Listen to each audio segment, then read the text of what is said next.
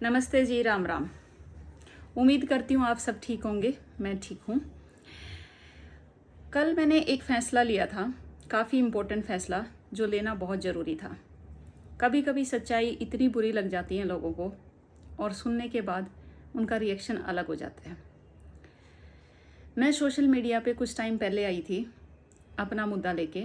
आज भी मेरा मुद्दा वही है, मेरी बेटी का हक और मेरे को न्याय।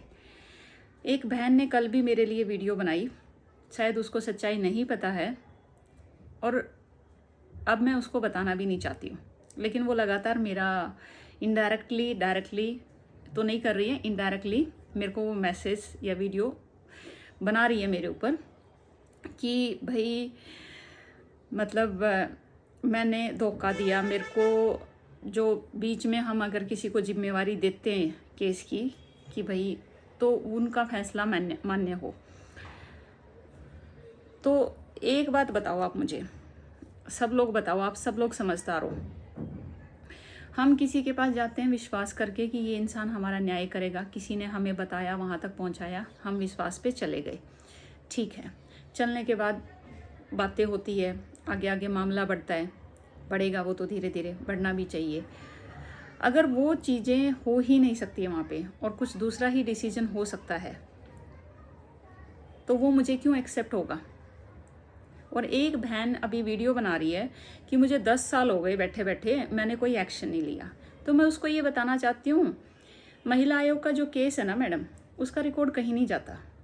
वो ऑनलाइन भी आप चेक कर सकते हैं एप्लीकेशन नंबर लेके, और मेरे पास पूरा रिकॉर्ड है। दूसरी चीज़ ये है कि अगर उसकी सेकंड वाइफ है, उसने बिना डिवोर्स के शादी की है, उसको निकालने का हक है मेरे पास है ऑर्डर। मैं ऑर्डर लेके आ सकती हूँ, वहाँ पे रह सकती हूँ, वो मेरा हक है।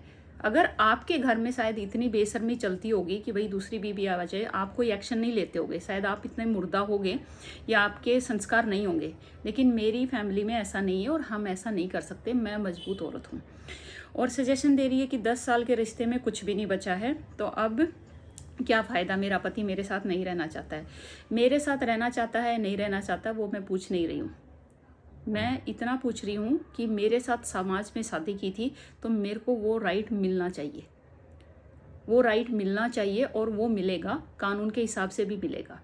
दूसरी चीज़ ये कह रहे हैं कि भाई मेरे को बेटी का हक है, वो नहीं चाहिए, मेरे को ऐसे बेइज्जती कर दी। एक बात बताओ आप मुझे, सिंपल बताओ, सब लोग सोच के बताना। मैं अपनी बेटी का हक रोज़ मांगती हूँ, ठीक है। एक बार भी किसी इंसान ने पहल की, जिसको पंचायती बनाया था उसने भी 1-1.5 महीने में कोई फैसला आया, कोई वीडियो आई आप लोगों के सामने, कुछ हुआ, 1 इंच भी केस आगे बढ़ा? अगर बढ़ा हो तो आप लोग बता सकते हो मुझे। अब सब मुंह उठा उठा के वीडियो बनाने के लिए आ जाते हैं। कल तक उर्मिला में कोई बुराई नहीं थी, उर्मिला बहुत अच्छी थी, चुपचाप सुन रही थी, कोई बात नहीं कोई बात नहीं। आज जैसे ही कल मैंने एक शॉट डाला कि भाई अब ये इनसे फैसला नहीं होगा, तो वो मेरा डिसीजन है ना, मुझे नहीं अच्छा लगा, मेरे घर वालों को नहीं लगा, जो वो करने जा रही थी या जो हो सकता था मुझे एक्सपेक्टेड हो गया, तो हम नहीं एक्सेप्ट कर सकते थे। फिर वो निक्की वाली कहानी मेरे साथ भी होती।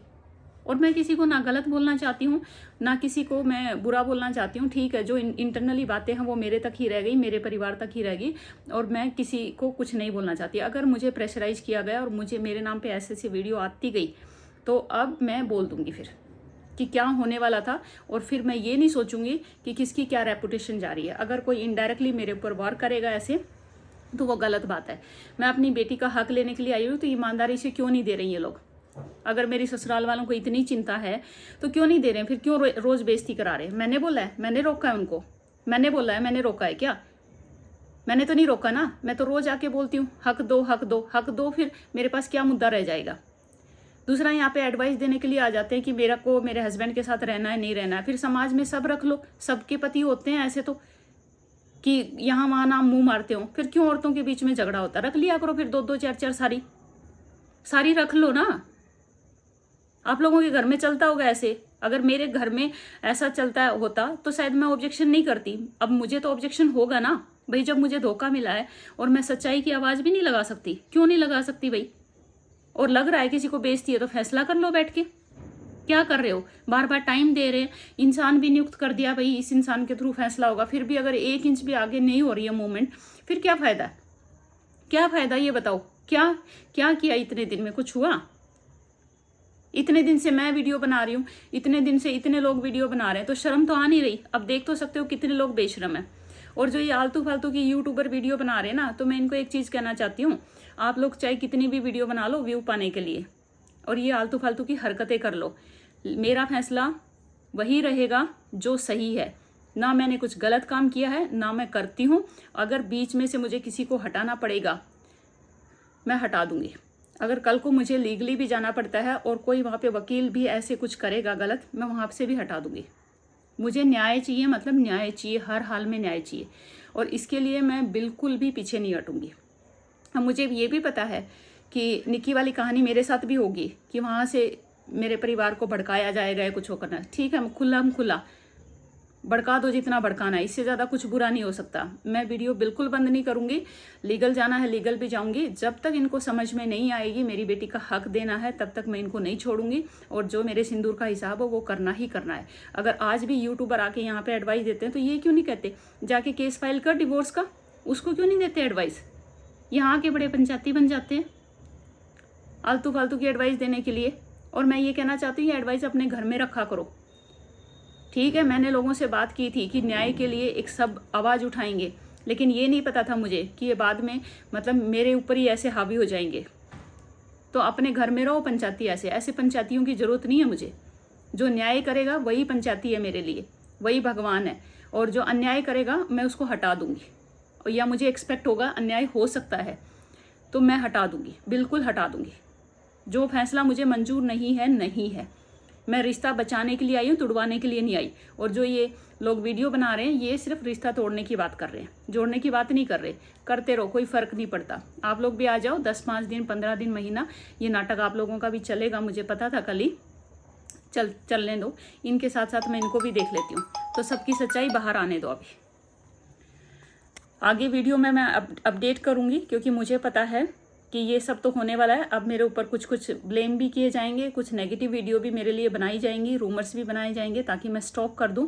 ऐसा कुछ होने वाला नहीं है। जब मैंने गलत नहीं किया, मेरे पास सारे प्रूफ हैं, तो मैं अपनी लड़ाई लड़ूंगी। और मुझे कानून तक पहुंचना है, तो अब हर हाल में पहुंचना है। तो तब तक पहले अपना जो यहाँ पे है ये सुनते रहो, और हर रोज़ वीडियो बनेगी। अभी मैंने किसी के कहने से रिस्पेक्ट करके जो ये 4-5 दिन छोड़ी ना, मना की मैंने, फिर भी छोड़ दी। मैंने कहा कोई बात नहीं, चलो कुछ समझौता हो जाए। नहीं हुआ, कुछ रिजल्ट नहीं मिला, तो ये एक मेरे साथ धोखा ही था कहीं ना कहीं।